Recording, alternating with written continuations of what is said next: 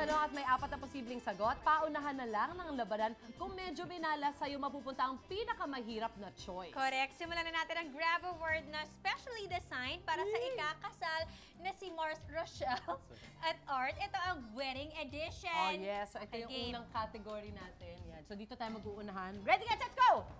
Ay! Bakit ako nandito? Ayan.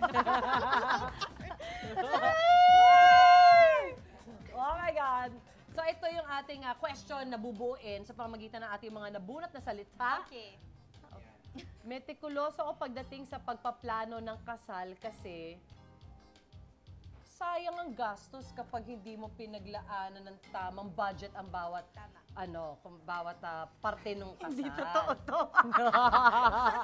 Kasi ko bigla. kung ano naman yung binudget mo dyan, hindi naman yan masusunod. Totoo yan, Mars. Lalaki pa yan. So medyo dapat may idea ka. Metikuloso ka dapat dyan. Tsaka isang beses lang mangyayari yan eh, Oo, di ba? tama, Mars. Ako naman, magarbo ako. Ay!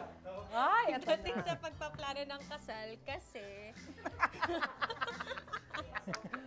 Kasi minsan lang Kasi minsan lang mangyari yan. Paulit-ulit, yun ang sagot nating lahat.